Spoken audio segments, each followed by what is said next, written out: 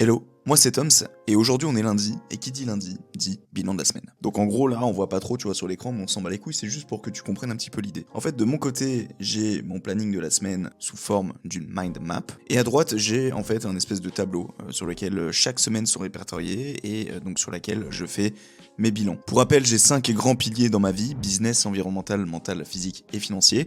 Je fais les bilans pour chacun des piliers pour vraiment que je sache au millimètre près où j'en suis. Ok, donc là, on s'en bat les couilles, on va faire les choses rapidement. Ce que j'explique ici, c'est qu'il y a 2 grands points que tu dois adopter.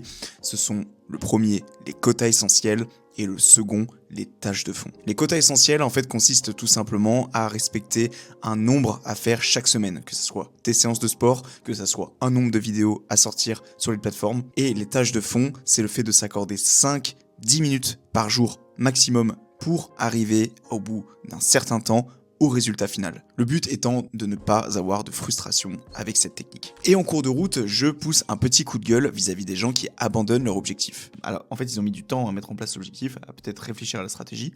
Pourtant, ils mettent littéralement 2 secondes pour abandonner, tu vois. Et ça, je trouve que sans justificatif, c'est un manque de respect vis-à-vis de soi-même. En gros, avant d'abandonner quoi que ce soit, fais un point sur pourquoi tu as abandonné pour ne pas refaire l'erreur plus tard. Le bilan sert à ça justement. Bref, je blablate beaucoup trop, il fallait que je fasse mon bilan quand même de mon côté. Déjà premièrement à l'écrit, et ensuite à l'oral, et en plus de ça, ça permet d'améliorer ton aura. Ensuite, ce que j'aime toujours faire, c'est faire un petit tri de mes mails. Moi, ce que je fais généralement, c'est que déjà, je vire ce qui est à virer, ce qui est inutile, et ensuite tout ce qu'il me reste, en fait, je le classifie dans mes 5 piliers de vie.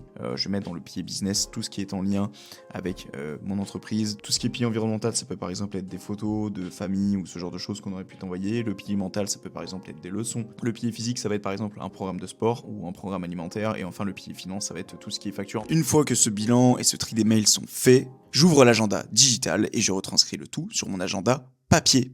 Voilà.